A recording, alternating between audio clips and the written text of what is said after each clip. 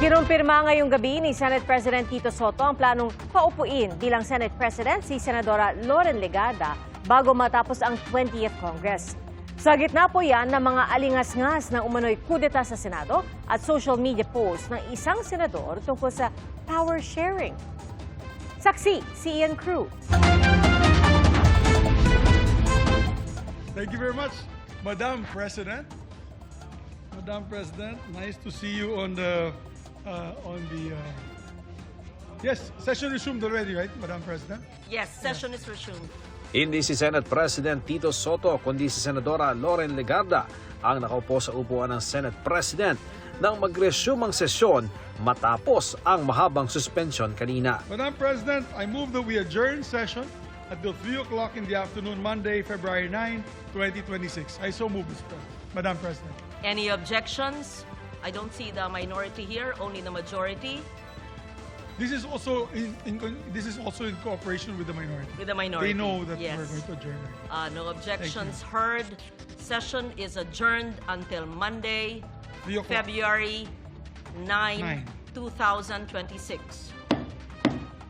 Nangyari yan habang umuugong ang umano'y panibagong kudeta sa Senado kung saan si Legarda umano ang papalit kay Soto bilang unang babaeng Senate President sa kasaysayan.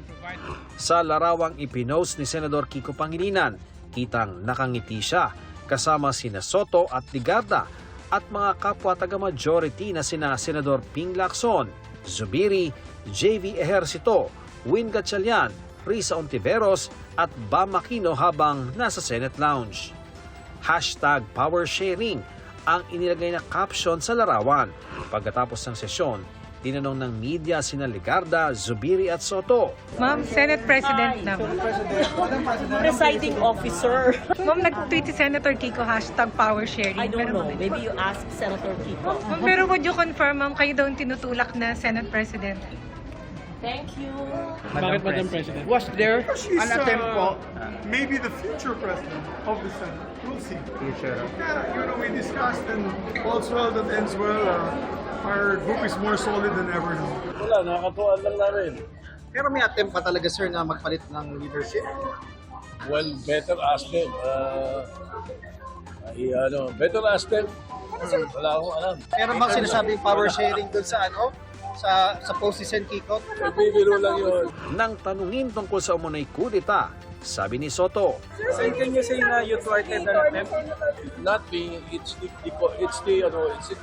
majority.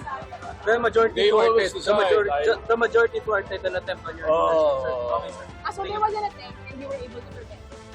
Well, the majority, The majority. not me. May usapan ng income sharing. Between who? Si Loren pala sa akin. Force in the attorney. Ano lang, lounge talk.